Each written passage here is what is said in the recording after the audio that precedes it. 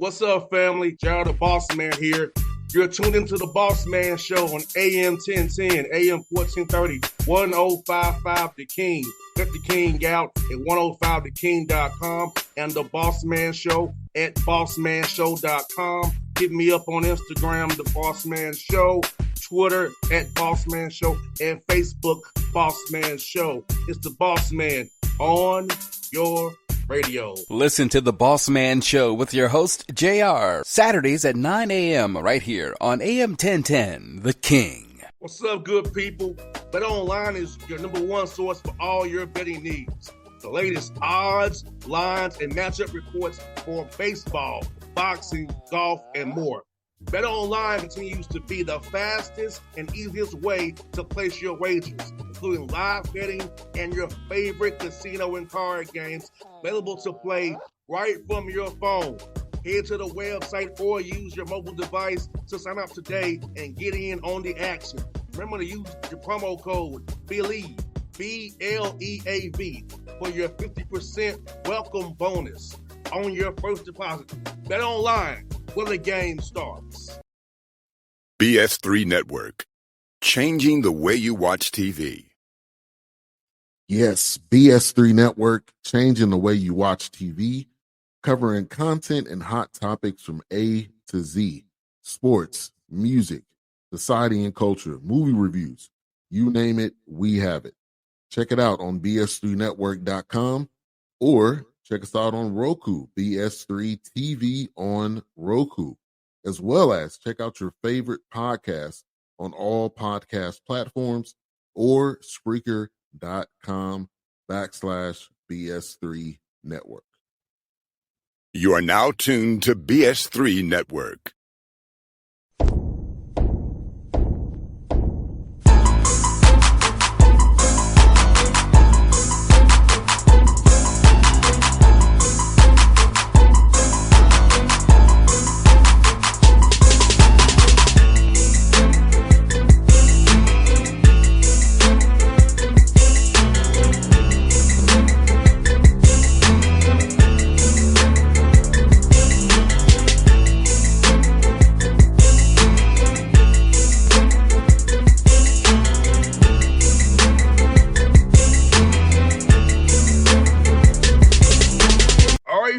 Back here on the Leonard Culture Show here with me, JR. Happy to you see my man G here, nice sweatshirt, and my man JR with us here with him as well, man. G, was the break for you and the guys, man?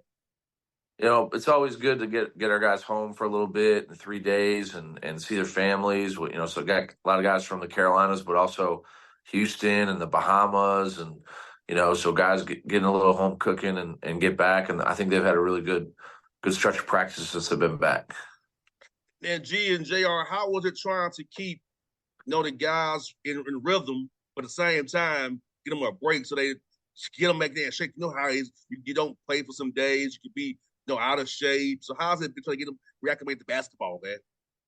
JR, yeah, it was good, man. It's always good to get the guys away. Then they come back hungry, with a fresh mind, clear mind, ready to get on with that next game. So I think the break kind of helped. It didn't take them that long to get back in the rhythm because guys were excited to be back around basketball. No doubt, man. You know what? You guys have an exciting stretch here. You played Winthrop, which is a kind of a battle of the area there. You played at Mercer down the street from me here. You got with the Duke and Clemson. So talk about that, G. Now, wasn't the results you wanted?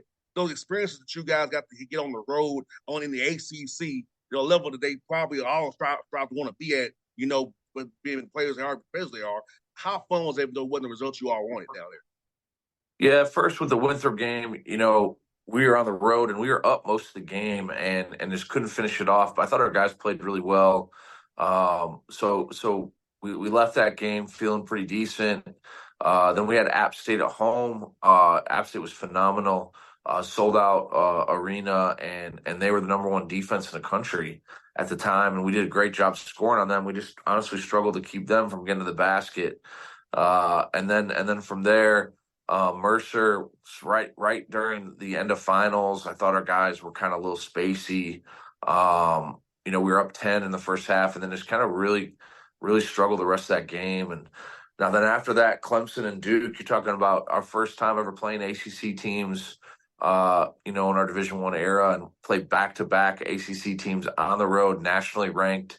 I thought we had really good stretches. We actually won the second half versus Clemson.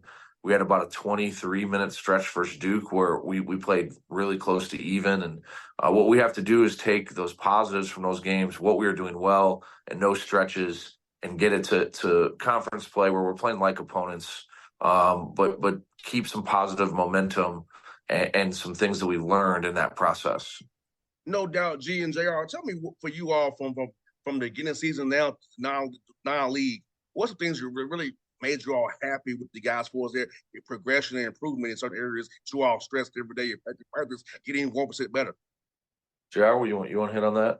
Yeah, I mean, the guys have made tremendous strides from the beginning of the season to now, and I think our growth overall as a team, just fighting adversities, especially on the road with the big road games.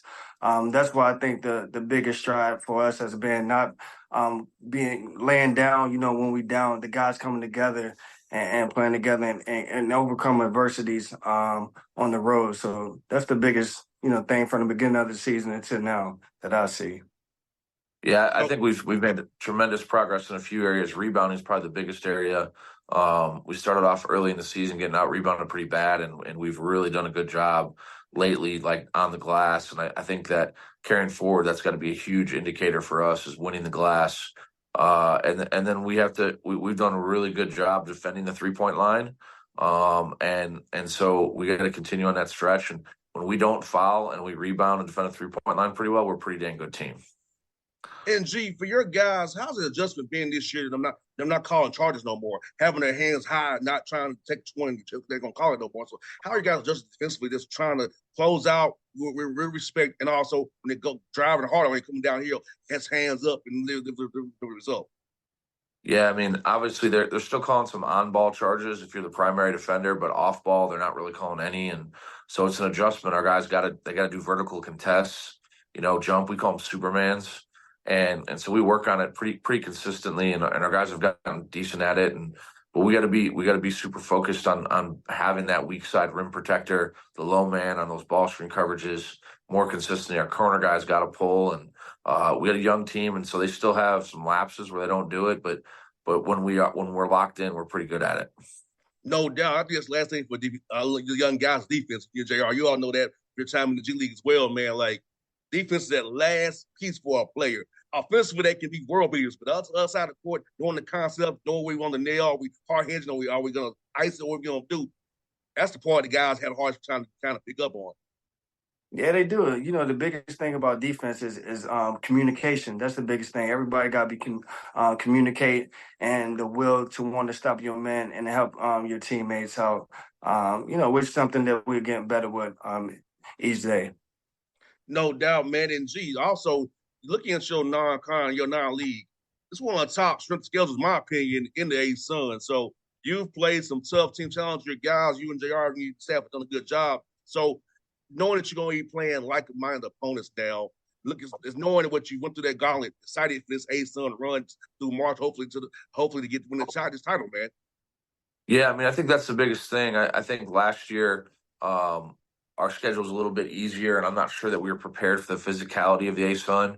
This year, we could be a little bit over-prepared in a good way. I don't think anyone's size, length, or physicality is going to shock us at all when we get into league play. And so I think our guys are going to be actually excited to get into league play because I think they're going to see that they're ready and they're prepped and ready to score in those environments and to be able to handle the grind of what the A-Sun plays like. And G and JR, talk about this, man. You got a new coach at Kennesaw State and Antoine Petway playing at Kennesaw State on Saturday up at the Convocation Center up there in Kennesaw. So what do you see from those guys on the film? What do you see from Antoine Petway to takes over his team and finds his way now? Yeah, you can definitely tell he brought a lot of Alabama style with him.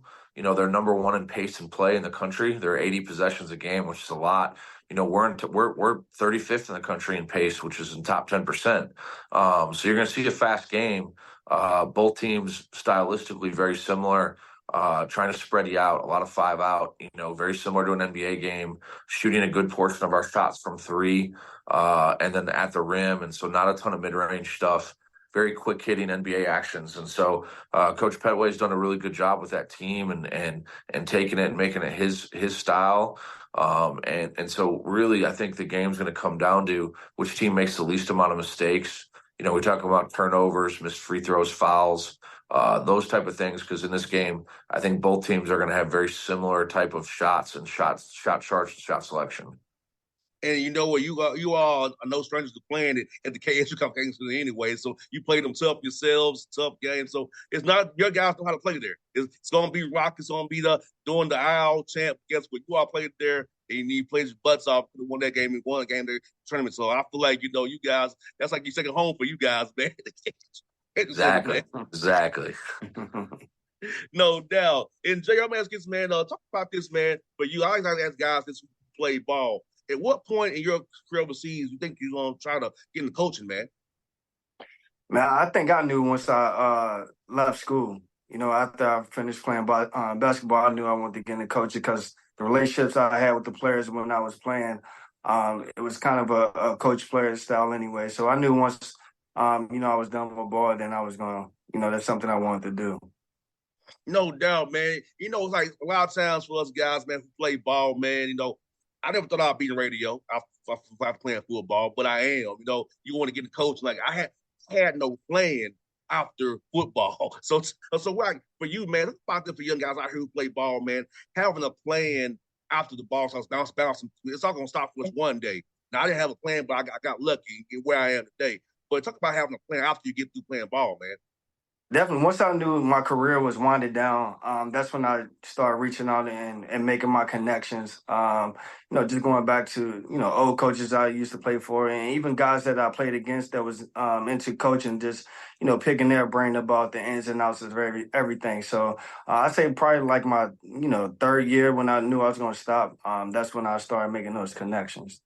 But you need to start early, though, man. The earlier, the better.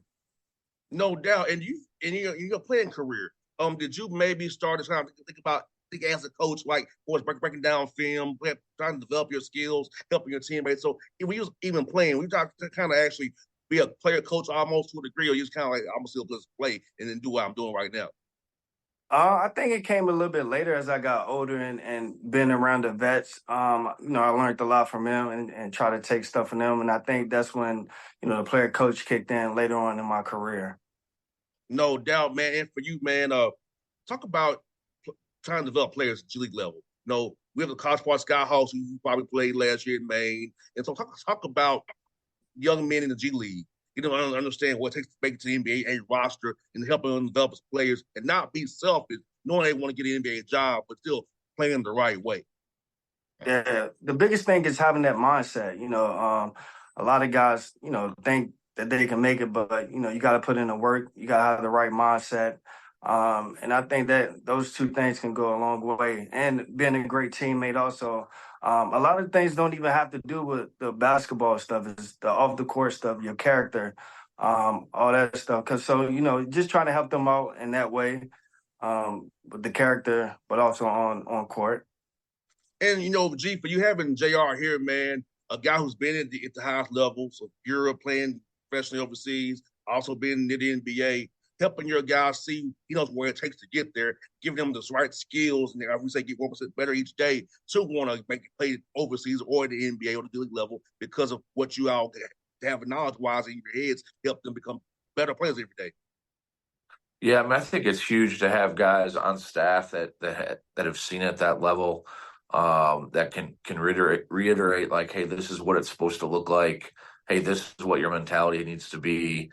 Hey, look at we're still coaching college kids and they're developing and they're going to make mistakes and, they're not always going to be everyday guys, even though we want them to be. And so having JR and also Dan Bailey on staff who played professional, but we're also exceptional college players to say, hey, look, if we want to win championships, if you want to become a pro and you want to have that mindset that this is what it looks like. And it's invaluable on staff. And I always said that I would have guys on staff like that. One, to give them opportunities to grow into coaches, and they'll probably be better coaches than me. But two, also to make sure that our guys in the locker room understand those voices. No doubt, man. I feel like it's so important, like you said. See, a lot of guys don't like G. A lot of guys are too scared or too scary to have guys like DB and JR on staff because their egos get in the way, right? But you got an ego guy, never been there with something on you. So it's like, that's why it works so good. And JR, talk about work for my man G. How has it been, man, coming from the main self, my brother? Man, it's been amazing, man. Like he said, he gave us the opportunity to have a voice in practice, which, a lot of coaches, especially being my first year, don't allow you to do. So, I mean, he's helped me out tremendously with that. And it's been fun. It's been a lot of fun for me. So I really enjoyed it and really appreciate the opportunity that he's given me to be able to coach the players. No doubt. Well, JR, I'll see you on the 7th of February in Nashville. I told you I'll be there for that game off. I'm skipping the Boston game to come see y'all. Let's know that, right? Oh, man. So, see you, my guy. I'll spit Boston. My guy, I hope to come see you, my brother. Let's know that. Man, appreciate you. Appreciate the support. And can't wait to see you in Nashville, Austin P, and Lipscomb. No doubt. Well, good to talk to you, Thank you, man. Appreciate it. JR, my man. Appreciate you too, brother. Hey, yeah, man. And I'm telling y'all too, man. Look here. Let's go Panthers. Let's run to the Buccaneers this week, man. Let's do that. Hey! I always root for the Panthers, but hey, big Packer Bears game. Packers got a chance to make the playoffs, so I'm gonna be rocking out for the Packers. No doubt, man. Hey, yes, Jordan Love, G, looking good. Yeah, looking good. 30 touchdowns. Hey, he's had a great, like, I guess you'd call it freshman year since he sat out 3 years, 3 red shirts. And but he's playing some good football right now. I'm really excited to watch him grow, and hopefully the Packers decide to lock him down here soon. And against the former, I think, future Falcons quarterback, Justin Fields. That's what I'm thinking. That's what I think is going to happen, man. Falcons quarterback, Justin Fields coming. Hey, good to talk to you guys. We'll see y'all guys soon, man. Appreciate it. All right. Appreciate you. All right. All right. BS3 Network. Changing the way you watch TV. Yes, BS3 Network, changing the way you watch TV, covering content and hot topics from A to Z. Sports, music, society and culture, movie reviews. You name it, we have it.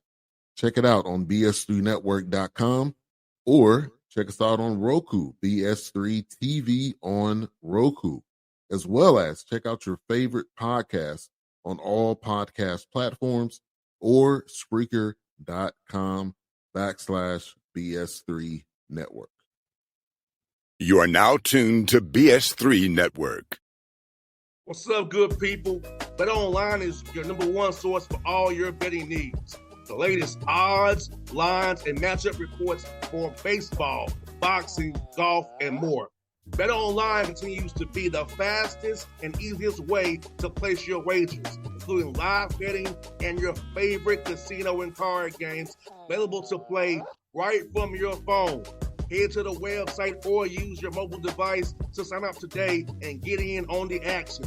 Remember to use your promo code BELIEVE, BLEAV, for your 50% welcome bonus on your first deposit.